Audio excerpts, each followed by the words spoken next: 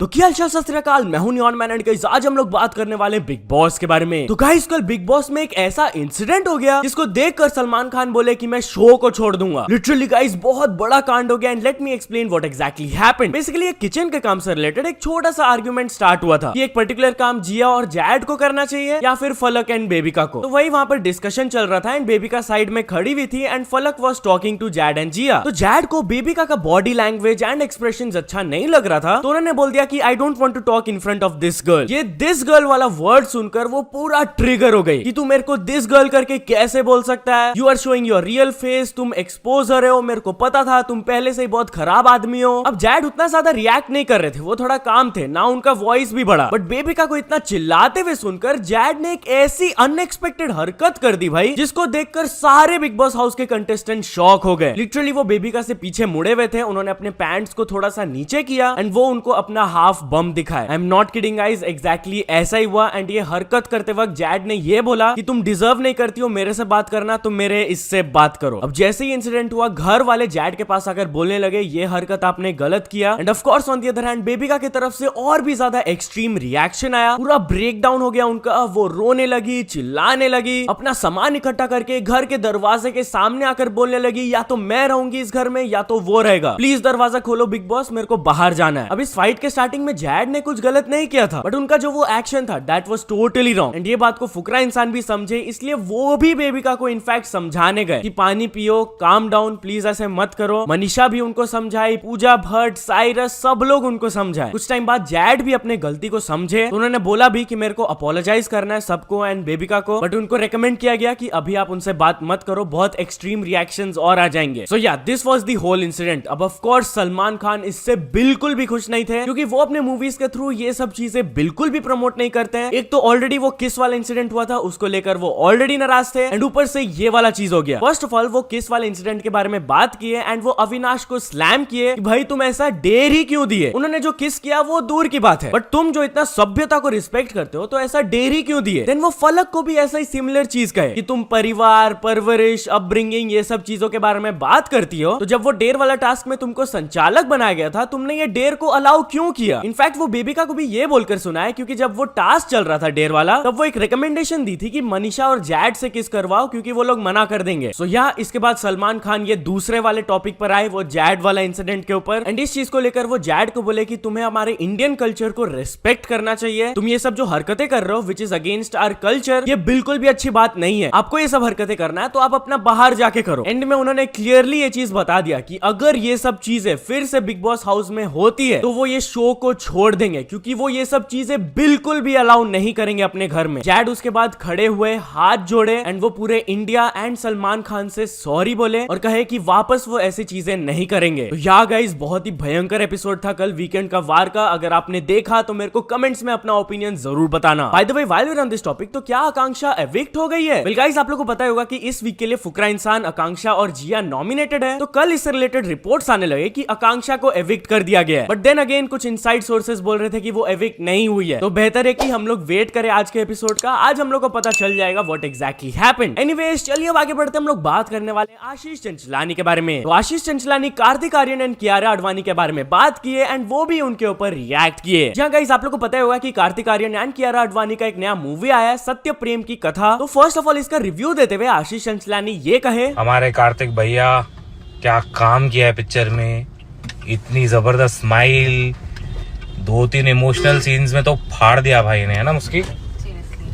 मुस्कान एकदम ऐसा वाटरी हो गई थी मुस्कान की आईज। मम्मी के हिसाब से I think this is Kartik Aryans best performance. बहुत अच्छा लग रहा था, कियारा इतनी ब्यूटीफुल लग रही थी, है ना। दोनों इतने प्यारे, एक्टिंग भी बहुत जबरदस्त। I think it's the most sweetest role they've both done. या द मोस्ट स्वीटेस्ट रोल मेरे लिए personally this is Kartik Aryans best film career. जिसके ऊपर रिएक्ट करते हुए कार्तिक आर्यन अपने स्टोरी में बोले thank you so much, mummy को भी थैंक यू बोलना। उसके बाद आशीष चंचलानी कियारा आडवाणी के बारे में भी बात करते हुए ये कहे, देखो गाइज मुझे कियारा आडवाणी के लिए मत पूछा करो, मुझे कियारा आडवाणी के लिए इतना बायस है, मैं इतना ज्यादा बायस है उसके लिए। नहीं है, प्यार है।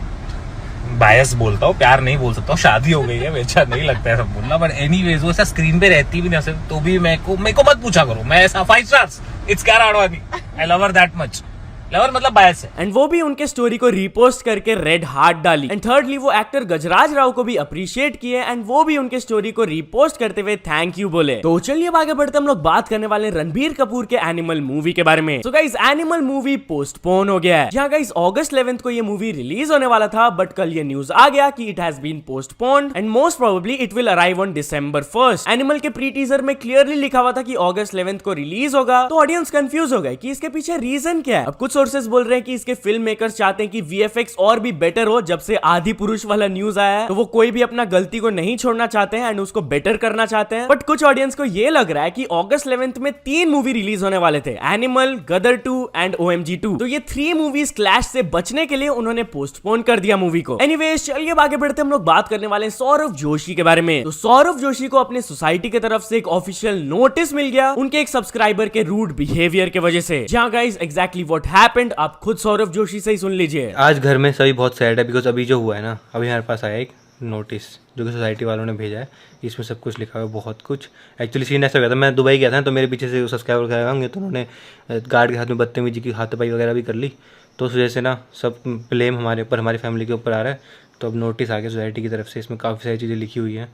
तो ये देख के ना बहुत बुरा सा लग रहा है। मतलब स्ट्रिक्टली मैं बोल रहा हूँ, अब अगर सोसाइटी के बाहर कोई आएगा या फिर घर के बाहर कहीं भी, सोसाइटी के अंदर बाहर कहीं भी, गेट के बाहर, सोसाइटी के बाहर कहीं भी आएगा तो मैं किसी से ना मिलूंगा, ना मैं फोटो खिंचवाऊंगा। हाँ, ये स्ट्रिक्टली बोल रहा हूँ, चाहे आप मुझे रूड समझो, चाहे कुछ भी एटीट्यूड वगैरह कुछ भी समझो। इन सब चीज़ों से जो मेरे दिमाग पे फ़र्क पड़ता है ना, मेरी मेंटल हेल्थ पे, मतलब बिल्कुल मेंटल हेल्थ की तो लगी पड़ी है, मतलब हर चीज़ों में। तो चलिए अब आगे बढ़ते हम लोग बात करने वाले हैं आर्टिस्ट वृषभ एंड कलमकार लेबल के बारे में। जहाँ गाइस आप कलमकार लेबल को तो जानते होंगे, बहुत सारे बड़े बड़े आर्टिस्ट इससे जुड़े हुए हैं जैसे कि रफ्तार एंड कृष्णा। तो वैसे ही एक आर्टिस्ट वृषभ भी उनके लिए काम करते थे। बट कल वृषभ अपने इंस्टाग्राम में लाइव आकर कलमकार के अगेंस्ट बहुत सीरियस चीजें बताएं। मैं आप लोगों को शॉर्ट में एक्सप्लेन करता हूँ। बेसिकली 3 साल पहले वो कलमकार को ज्वाइन किए थे। स्टार्टिंग में उनका जो सैलरी फिक्स था, उनको अच्छे से सैलरी वगैरह मिल रहा था। बट फ्यू मंथ्स लेटर उनको कलमकार की तरफ से ये बोला गया कि आपका सैलरी हाफ कर दिया जाएगा फॉर अ लिटिल वाइल, क्योंकि कंपनी का फाइनेंसेस उतना खास नहीं चल रहा है। इस चीज को वो समझे एंड उनको ये भी प्रॉमिस किया गया था कि जब फाइनेंसेस वगैरह ठीक हो जाएंगे तब हम लोग आपको अमाउंट रीइंबर्स भी कर देंगे। And to make things worse, 1 साल बाद उनके सैलरी को कंप्लीटली स्टॉप कर दिया गया। तो जब उन्होंने कन्फ्रंट किया कलमकार वालों से, तब भी उनको कुछ क्लियर रिस्पॉन्स नहीं मिल रहा था। अब ऑफ कोर्स जब उनको एक जगह से सैलरी नहीं मिल रहा है तो उनको कहीं और काम करना तो होगा ना यार, पैसा तो कमाना होता है आदमी को। तो जब वो कलमकार वालों को बोले कि अब एग्रीमेंट को हटा दो, मेरे को NOC दे दो, तो उस चीज में भी बहुत ज्यादा वो लोग डिले कर रहे थे। सो या गाइस, मैंने बहुत ही शॉर्ट में आप लोगों को स्टोरी बताया। अगर आपको पूरा स्टोरी जानना है तो मैं ये वीडियो का लिंक नीचे डिस्क्रिप्शन में दे दिया हूं। तो चलिए अब आगे बढ़ते हम लोग बात करने वाले रचित रू वर्सेस बीस्ट बॉय शुभ के बारे में। तो रचित रू ने बीस्ट बॉय शुभ को एक चैलेंज दिया एंड उसको वो एक्सेप्ट कर लिए। क्या गाइस, रिसेंट टाइम्स में आपने ओनली अब गेम के बारे में सुना होगा कि एक बहुत ही टफ गेम है एंड इसको कंप्लीट करने में बहुत सारे लोगों को प्रॉब्लम्स आ रहे हैं। तो उसी से रिलेटेड बीस्ट बॉय शुभ ऐसे ही एक ट्वीट किए थे जिसके नीचे रचित रू ये रिप्लाई किए, wanna do a 1v1 stream 50,000 rupees on bet, जिसको वो एक्सेप्ट कर लिया एंड उन्होंने डेट डिसाइड किया 9th जुलाई। सो या तो चलिए अब कुछ अचीवमेंट्स के बारे में बात करते हैं। तो first of all gaming Ajju 1645 ने कंप्लीट कर चुके 100 के सब्सक्राइबर्स, एंड अल्फा अक्की ने भी कंप्लीट कर चुके 100 के subscribers, and finally India Animation ने कंप्लीट कर चुके 5 million subscribers. So many congratulations to all of them. तो चलिए अब कुछ इंटरनेशनल स्टोरीज के बारे में बात करते हैं। तो फर्स्ट ऑफ ऑल हम लोग बात करने वाले KSI एंड लोगन पॉल के बारे में। KSI एंड लोगन पॉल कल अपने प्राइम एनर्जी ड्रिंक से रिलेटेड एक बहुत ही बड़ा अनाउंसमेंट दिया है। उन्होंने बताया कि उनका company Prime is now the official hydration sponsor of FC Barcelona. Literally guys, this is huge and many congratulations to them for this. तो चलिए अब आगे बढ़ते हैं। हम लोग बात करने वाले एक बहुत ही अनफॉर्चुनेट इंसिडेंट के बारे में। It's related to a bodybuilder and YouTuber Jo Lindner. उनसे रिलेटेड कल ये न्यूज आया that he passed away at just the age of 30। उनकी गर्लफ्रेंड ने रीजन बताया कि उनको एनेरिज्म हो गया था एंड वो लास्ट 3 दिन से अपना नेक पेन से रिलेटेड बहुत ज्यादा कंप्लेन कर रहे थे। My condolences goes out to his family, rest in peace to him. तो चलिए फाइनल स्टोरी के बारे में बात करते हैं। हम लोग बात करने वाले हैं ट्विटर के बारे में। तो क्या इलॉन मस्क ट्विटर का आज तक का सबसे खराब अपडेट लाए? वेल गाइस, अचानक से कल उन्होंने ट्वीट करके बताया, to address extreme levels of data scraping and system manipulation we have applied the following temporary limits, जिसमें कि वेरीफाइड अकाउंट 6000 पोस्ट देख सकते हैं per day, unverified account 600 post and new unverified accounts खाली 300 पोस्ट पर डे। एंड इसके बाद लोगों ने एक्चुअली में नोटिस करने लगा कि जब वो बहुत ज्यादा पोस्ट देख रहे थे तब उनको ये नोटिफिकेशन आने लग रहा था, रेट लिमिट एक्सीडेड। बस लोग फिर क्रिटिसाइज करने लगे कि भाई आप लोग हम लोग को सोशल मीडिया भी सर्व करने नहीं दोगे क्या आप फ्रीली? तो RIP ट्विटर भी ट्रेंड करने लगा। बट इसके बाद इलॉन मस्क क्लैरिफाई करके बताया कि ये सब कुछ टेम्पररी है एंड ऑलरेडी वो लिमिट को बहुत ज्यादा बढ़ा दिए। वो 10,000,